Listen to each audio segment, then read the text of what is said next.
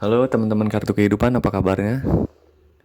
Kembali lagi nih bersama Kartu Kehidupan. Semoga kalian di luar sana dalam keadaan sukses selalu, sehat jasmani rohani, bahagia selalu, dan yang terpenting adalah selalu dalam naungan Tuhan semesta alam. Seperti itu. Terima kasih saya ucapkan pertama-tama untuk yang sudah bergabung, sudah like, subscribe. Kemudian untuk teman-teman yang baru bergabung, jangan lupa di like and subscribe untuk kemajuan channel ini ke depannya, oke? Untuk yang ingin private reading, mungkin bisa dicek ya, ada di deskripsi itu ada TikToknya, ada kemudian ada Instagram, ada Facebook, itu bisa hubungi di situ aja. Nanti mungkin dilanjut di kita WA-an seperti itu ya. Untuk kali ini kayaknya kartu kehidupan nggak akan membahas tentang bacaan ya, kartu tarot ataupun ramalan. Tapi saya akan mencoba bercerita tentang kisah misteri atau kisah gaib ya. Itu yang dialami dengan saya pribadi gitu ya. Mohon maaf sebelumnya saya untuk bercerita dengan keadaan peralatan seadanya. Kemudian ceritanya pun akan apa adanya aja seperti itu ya, berbagi share cerita pengalaman pribadi aja seperti itu ya. Kemudian langsung aja di dalam ceritanya ya. Jadi cerita ini saya beri kisah atau judul itu awal berkenalan dengan sosok gaib yang ingin mendampingiku. Judulnya itu ya. Langsung saja ke ceritanya. Mungkin perkenalan diri singkat saya, namaku Rangga. Kemudian aku terakhir dari keluarga yang sederhana. Aku mempunyai satu adik dan kita hanya dua bersaudara ya. Adikku itu bedanya sekitar 2 tahun denganku. Dia waktu itu TK mau naik ke SD. Ayahku seorang pegawai swasta biasa.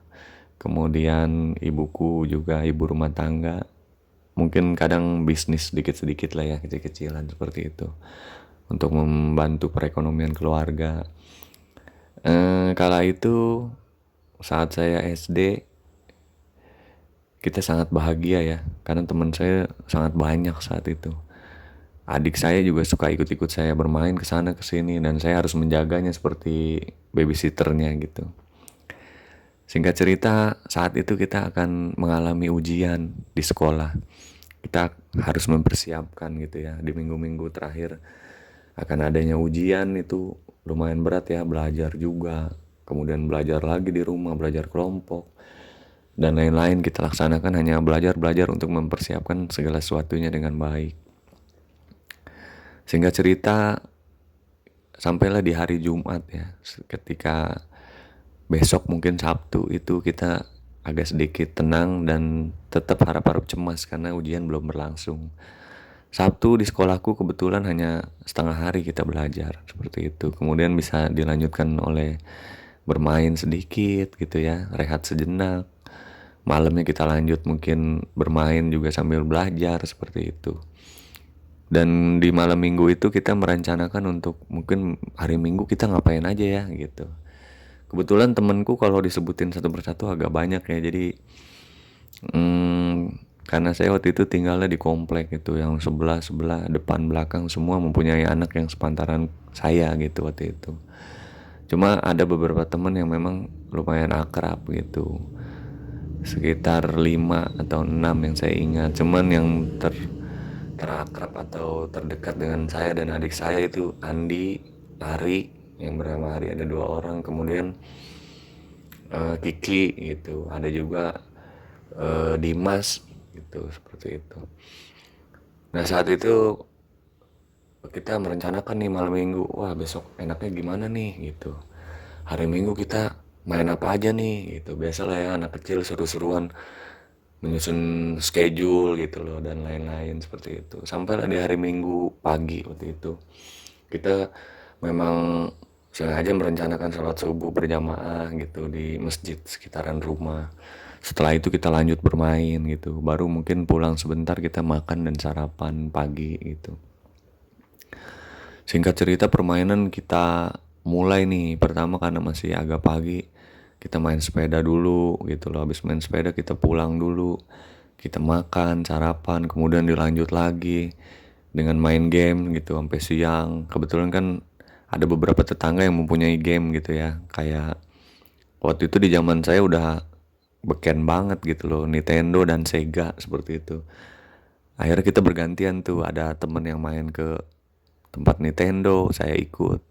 Kemudian karena mungkin ibunya kelamaan kita main atau gimana, kita berganti ke rumah orang yang atau teman saya yang punya Sega itu. Akhirnya kita bermain game seru-seruan sampai jam 12 siang. Itu kita harus pulang dulu ya, sholat duhur, kemudian mungkin makan dulu sambil baca-baca buku sedikit gitu. Langsung ya, karena tadi kita mempersiapkan ujian tadi ya, langsung kita main lagi, lanjut gitu loh. Main itu sampai sekitar sore. Yang saya inget tuh sore kita main jam ya kan habis makan siang kita ke lapangan ya. Saya inget itu ke lapangan main layangan, main bola sampai sekitar hampir setengah 3 lah ya, atau jam 3-an kita pulang juga karena persiapkan untuk sholat asar saat itu. Akhirnya pas kita pulang, kita ngaso sebentar gitu loh, nanti rencananya di rumah atau mau main lagi habis asar seperti itu. Kebetulan teman saya yang bernama Andi ngomong gitu loh, "Enggak, gue boleh nggak gitu untuk ngasonya di rumah lu aja gitu, takutnya gue udah kalau pulang nggak boleh main lagi gitu," kata dia. Saya menjawab ya oke aja, nggak masalah gitu. Akhirnya dia ikut ke rumah saya. Kebetulan rumahnya memang nggak jauh jaraknya dari rumah saya gitu.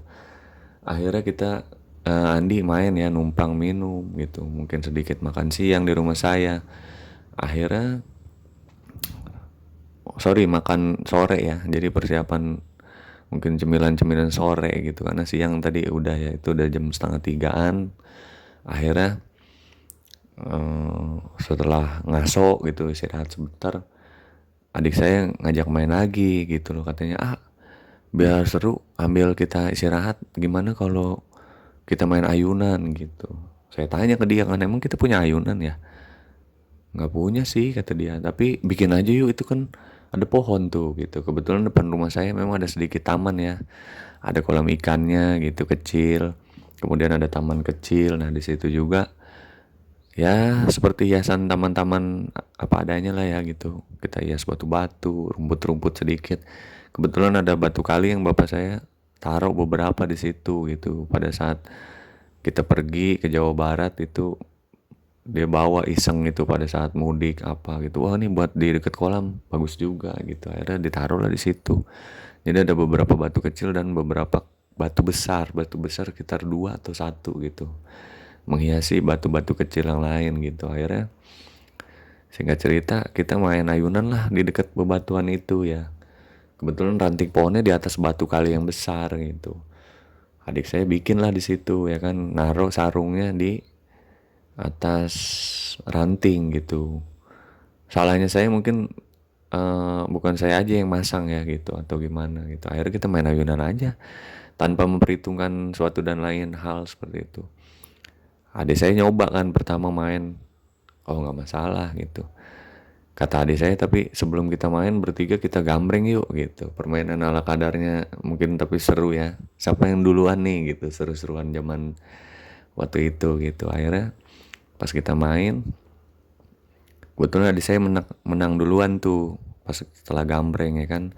Dan dia naik berapa kali ayunan oke gitu, nggak masalah. Akhirnya dia turun, bergantian sweet saya dengan Andi. Pas sweet itu kebetulan saya kalah tuh. Andi akhirnya menang ya kan. Pas Andi menang, ya jadinya Andi kan naik duluan gitu. Saya lihat Andi berapa kali ayunan oke-oke aja gitu. Saya cek, apalagi dia badannya lebih gede kan dari badan saya gitu.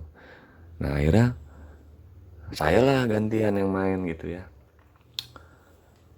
Saat itu saya ngerasa sih ada sedikit feeling kurang enak gitu ya, ayunan itu.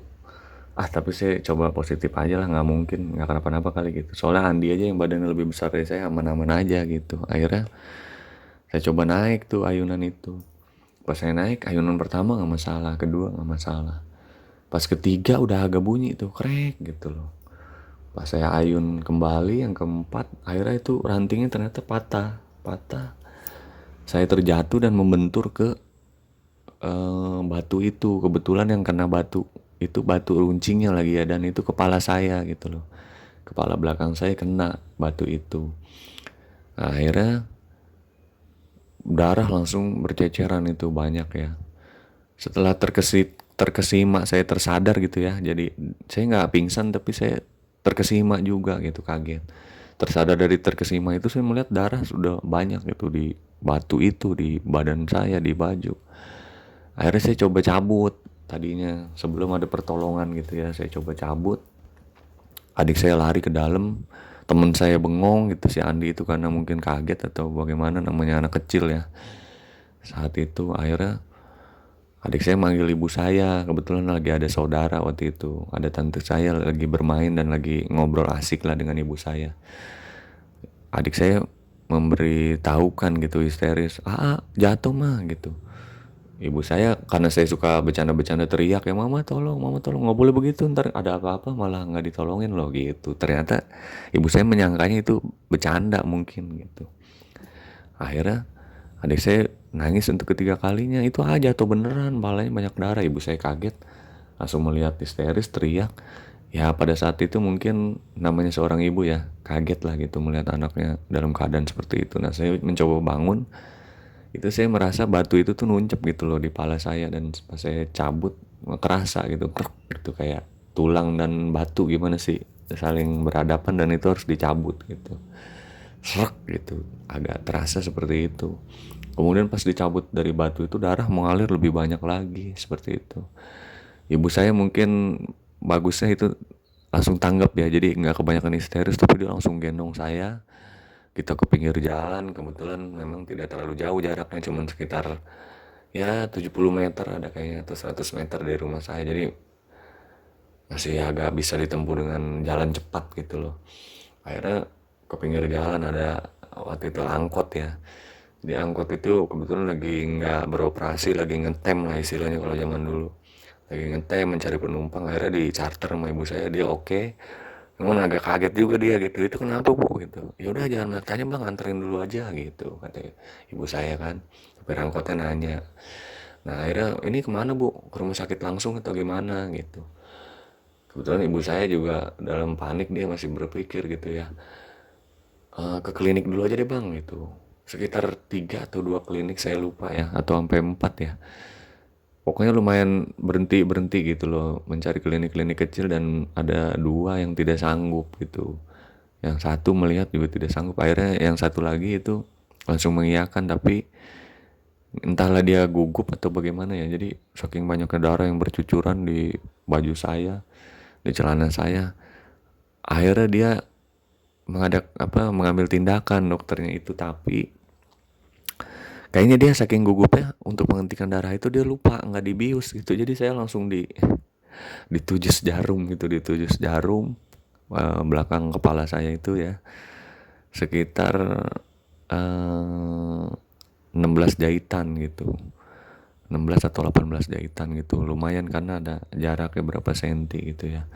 Akhirnya dijahit, dia kayaknya sih dia ngambil tindakan asal dulu gitu, yang penting tutup dan pendarahannya agak sedikit berkurang gitu, karena itu angkot pun dalamnya udah darah semua gitu. Akhirnya setelah itu selesai, ibu saya langsung beranjak ke daerah Jakarta Selatan, dibawalah ke rumah sakit negeri pada saat itu. Nah, singkat cerita, itu ketemu dokter UGD langsung, ternyata jahitan yang tadi itu dibuka lagi, tapi dibius dulu, dibuka lagi, mungkin dirapihin ya sama dokter yang di rumah sakit itu. Nah, setelah rapi, ada ronsenan juga, tapi kata dokter oke-oke aja gitu, nggak ada geger otak atau apa. Cuman dia mengatakan ada sedikit mungkin saraf ya, itu yang saraf-saraf kecil sih kata dia, nggak terlalu bermasalah, agak sedikit kesabet gitu. Entah nanti bisa berkembang lagi atau bagaimana, saya juga kurang tahu. Nah singkat cerita, akhirnya itu dokter menyarankan untuk dirawat dulu, dirawat untuk melihat perkembangan, mungkin ya, takutnya ada gejala apa-apa gitu. Tapi saya bersikeras nggak mau, karena mengingat waktu ya, ujian besok udah mulai gitu. Itu kayaknya udah sekitar Isya deh ya, Isya ya, karena kejadiannya kan setengah 3, jam 3-an sore seperti itu. Nah akhirnya saya memutuskan tetap nggak mau, akhirnya dikasih untuk peredam nyeri aja untuk jahitannya gitu ya, mungkin untuk multivitamin juga karena kehabisan banyak darah. Dan ibu saya nanya apakah harus ditransfusi darah atau didonor, tidak usah kata dokter gitu. Nah singkat cerita, sampailah saya di rumah gitu ya, udah makan, istirahat, kemudian belajar sedikit tapi kayaknya nggak kuat gitu, pusing. Nah ibu saya bertanya apa nggak sebaiknya besok ujian nanti susulan aja gitu, istirahat, kuat apa enggak kira-kira. Saya bilang saya rasa sih kayaknya kuat, tapi kalau nggak kuat besok pulang aja izin gitu. Jadi nanti di schedule aja atau diatur ulang untuk ujiannya gitu. Saya bilang oh ya udah deh nggak apa-apa, tapi besok sekolah mau anterin aja gitu kata ibu saya, karena saya biasanya emang nggak mau dianterin gitu walaupun masih kecil dan jarak sekolah lumayan ya, satu kilo kayaknya ada dari rumah saya gitu. Saya biasa jalan kaki, tapi saya biasanya nggak mau dianterin. Nah itu karena ya emang lagi kurang fit ya, jadi akhirnya saya juga mau gitu. Akhirnya udah singkat cerita diantar sampai sekolahan. Nah itu mulai lah ya saya ujian, kemudian kok saya ngerasa pusing dikit gitu, tapi saya paksain.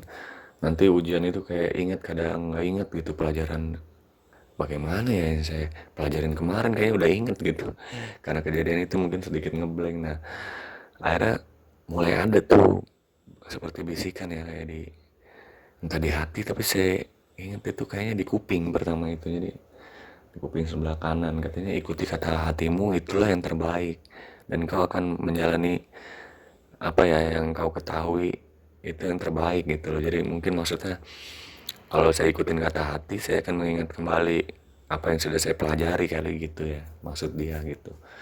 Jadi saya menganggap itu halusinasi kali atau suara dari mana, saya sempat celingukan gitu ya. Ternyata kata dia berkata lagi tuh, udah cepet karena waktu nggak banyak kan gitu. Akhirnya saya oh ya udahlah, saya isi tuh ujian. Kata dia kayaknya kalau kamu inget-inget agak lama, lebih baik kamu saya kasih tahu aja bagaimana gitu. Jadi dia langsung memandu aja tuh, ikuti kata hati, ikuti saya gitu, A B C D gitu misalnya ya, B B C C A A. Kebetulan waktu itu pilihan ganda gitu. Ya udah singkat cerita, karena saya juga pusing atau gimana ya, ambil baca sedikit, saya ikutin aja B C A misalnya, D D A C C B gitu. Akhirnya selesailah ujian di hari itu ya. Saya merasa sih udah nggak ada masalah gitu ya. Mudah-mudahan, dalam hati seperti itu. Mudah-mudahan nilainya juga baik. Tapi sakit saya udah agak mendingan, cuman kadang masih kelengan gitu karena banyak keluar darah mungkin kemarin itu. Singkat cerita, sampailah di rumah gitu. Saya agak sedikit termenung gitu, tadi suara dari mana ya gitu, suara apa ya gitu. Nah sampai akhirnya dia bilang gitu, salam perkenalan gitu. Mulai saat ini aku akan mendampingimu seperti itu sampai waktu yang mungkin Tuhan semesta alam tentukan. Jadi saya tetap akan selalu mendampingimu seperti itu. Nah pas saya tanya balik, kamu siapa gitu, di mana? Kok cuman suara doang gitu loh. Apa saya dengar, apa orang juga dengar? Tapi kayaknya orang lain kayak ibu saya atau bapak saya waktu itu nggak denger gitu loh. Jadi akhirnya saya nggak ambil pusing gitu, karena suaranya ntar kadang setelah itu hilang. Setelah saya tanyakan siapa, nggak ada lagi seperti itu. Ya paling singkat cerita sih, ceritanya seperti itu ya gitu. Kurang lebihnya ya mohon maaf. Nanti mungkin kita bisa sambung di lain part-part selanjutnya ya. Jadi mulai perkenalan mulai di situ gitu.